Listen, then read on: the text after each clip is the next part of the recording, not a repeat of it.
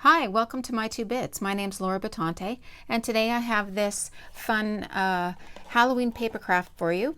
It is some Jack O'Lantern silhouettes, and the idea is that they would sit really nicely on a table or a mantle, and then you just light them from behind with these little battery-operated tea lights, like so, and I think they'll look really smashing. So today's project is these three, but of course you could make as many as you like, and you can change up the sizes too.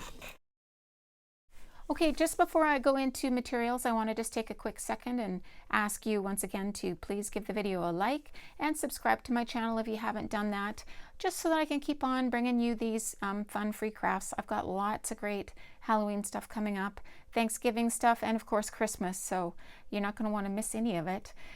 First off, in terms of materials, you are going to need to download the PDF. There's two sheets right there, and they're right there in the video notes.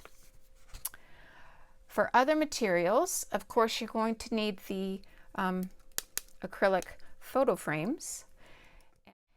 So I'm using a 4x6 and a 5x7. This is a landscape and a 4x6 portrait. And for paper, I have black cardstock. You're going to need two sheets of 8.5 by 11. And then this is, I happen to have a pad of tracing paper, so that's what I'm going to use.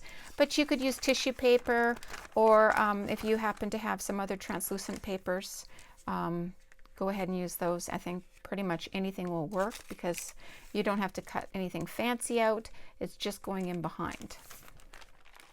All right, in terms of other materials, I have the battery operated tea lights. I like those. I think you could easily, if you did a whole bunch of these across your mantle, use the little battery operated string lights. Your choice. I have a pencil that is just to trace around the tissue paper when we get to that part. Scissors, of course. An X-Acto knife will make this project go a lot easier for you. But if you don't have an X-Acto knife, that's fine. The scissors will work. And then I have a little trick with the hole punch to show you if you're going to use scissors. Of course, paper clips. I love to use those to hold my templates on. This is some double-sided tape and my ruler. And I'm using the ruler to cut the bottom off on my template so that I can line it up with my cardstock. You don't have to do it. But it will make things a little bit easier for you. So that's what I'm going to do.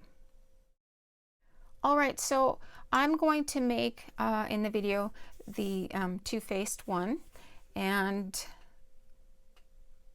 I'm just going to start by cutting away that excess. Again, you don't have to use an X-Acto knife.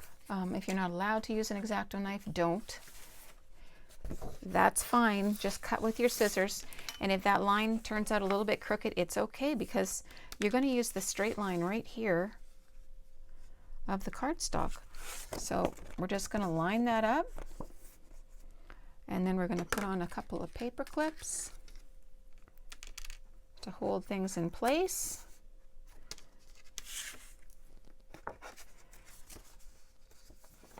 And then we're going to cut away the outside. Now I have my outline cut, so I'm going to start on the face. And so one thing that you may have noticed is there's this dotted line right here. That is the 5x7 plexiglass size. So if you want to change the expression on your pumpkins, you can do that. Just make sure that you're staying within the zone I have here. I also have the mouth on these two moved up just a little because I noticed that the plexiglass is doubled, and it leaves a little sort of shadow right there. So in order to sort of avoid that, I've raised the mouth up an inch from the bottom just on this one. I think it's because it's the landscape portrait. Like I said, it is easiest to cut with an X-Acto knife for this. However, totally doable with scissors. And I'm just going to give you a little trick that I use sometimes when I'm going to cut something out in the inside and there's not a lot of room. I will just go in with my hole punch and make myself a little window so that I can get my scissors in really easily without bending my project. And then just, you know, go ahead and make the window bigger. The bigger you make it, the easier it is to maneuver your scissors around.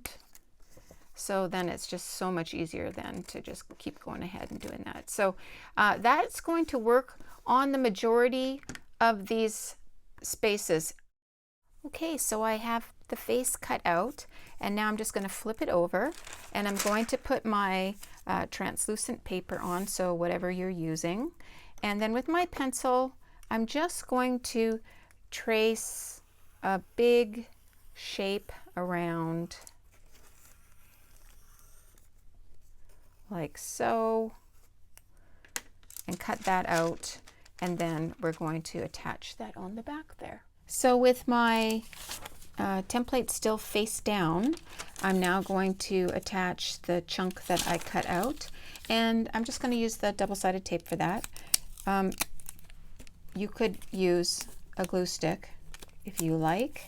I would probably prefer it, to be honest. I have a tendency to stick myself, and all of the little paper scraps on my table accidentally to it, but that's just me. I'm kind of awkward.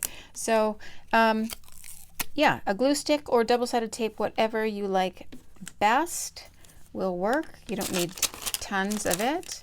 And then just want to make sure you get that over all of your shapes and lay it down flat. So now we're just going to attach it to the acrylic frame, and I just used double-sided tape there as well.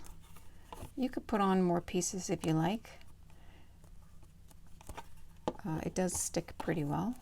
All right, now you could be done here if that's what you'd like, or if you want, you can add on the little tendrils that I've added on. All I did for that was I took my scraps and I just trimmed some strips. These are, oh, I don't know, 1/8 of an inch or just a couple of millimeters thick. You could do them however thick you like. And then I just wrapped it around a pencil like so. And you can do it as tight or as loose as you want. And then I attached it at the back. And here, when I attached it at the back, I just used regular old tape because I kept sticking myself to the back of this thing. So it doesn't matter, nobody's going to see the back. But you do want to try to get it to kind of come out at the base here, this corner, which is where it would come out, I think. Anyway, that's where I think it looks best. So there you go. And just play around with it till you get a shape that you like. So they're finished, and they turned out pretty well, so that's great. And I hope that you enjoyed this craft today. If you did, then please give it a like and subscribe to my channel. And thanks very much for joining me today.